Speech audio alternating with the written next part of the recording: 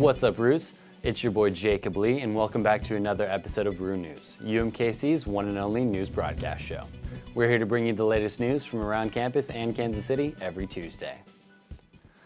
UMKC students are helping to raise money for the Cambio para Cambio campaign, which financially assists Hispanic students in the Kansas City metro area. Cambio para Cambio, which means Change for Change, is a campaign the Greater Kansas City Hispanic Development Fund program created. The Latinx Student Union has held multiple fundraising events benefiting the campaign, including an Apple AirPods raffle and a socially distanced speed dating event. The Development Fund will match donations dollar to dollar until October 15th.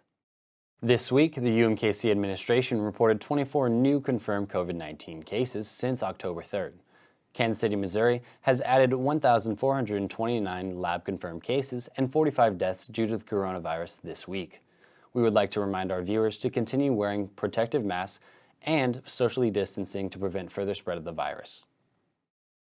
Kansas City Mayor Quinton Lucas joined UMKC faculty and SGA President Brandon Henderson on the 5th discussion in the UMKC-sponsored Critical Conversation series. The topic of this discussion was the future of policing in Kansas City. Check it out. I said on the City Hall steps within 2-3 months ago that the revolution will not be televised. Systemic change is the only way that you make real and lasting change. There have been many police chiefs of Kansas City. There have been many mayors, many city council members.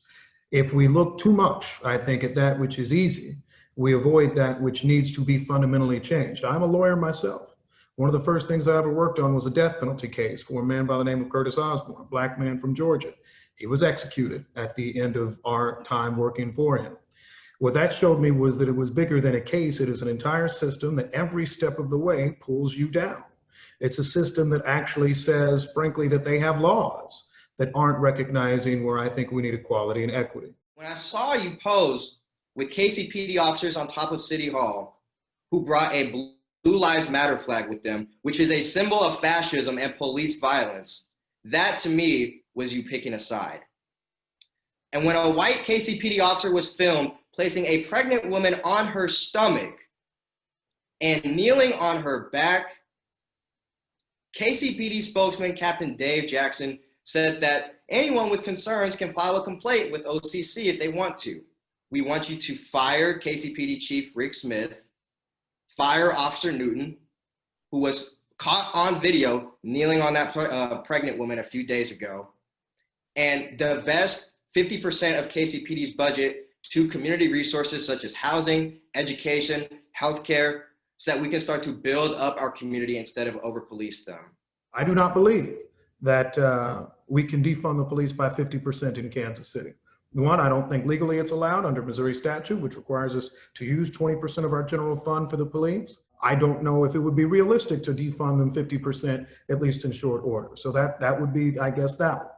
In terms of the police chief, I've explained it before. We'll probably talk about this over time. We have a board process. There are 5 people on that board, and there has not been any type of determination that there's a want for termination of the chief of police. I think we have to look to sometimes the limits. We have to push where we can. Frankly, that's why some of us try to get along with people like the governor, the chief of police, others, which is something I get critiqued for, but it's part of doing my job too. And that's what I'll keep pushing to do. The Miller Nickel Learning Center Library has added new COVID-19 guidelines for guests.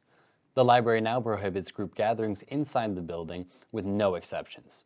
Study rooms will also be limited to 1 person per room as well. Students who do not follow the new guidelines will face disciplinary action, including temporary suspension from the library, and the misconduct will be referred to the Director of Student Civility and Conduct, who may add additional punishment. Library staff will remind students of the guidelines as they enter the main entrance. That's it for our top stories for this week. We go to Henry Gamber with sports. What's up, Roos? We start off with some unhappy news today regarding the Chiefs' loss to the Las Vegas Raiders. This was a disruption to the Chiefs' 5-game winning streak. This was also the first time since 2012 that the Raiders have won a game at the Arrowhead Stadium. Now, the next game against the Buffalo Bills will take place on Monday, October 19th. Good luck, Chiefs. Back to you, Jacob. Thanks, Henry. That's all we have for you this week. Don't forget to subscribe to Roo TV and make sure to follow Roo News on Instagram and check out unews.com for more news from around campus and Kansas City. I'm Jacob Lee. Stay safe, stay clean. See you next Tuesday.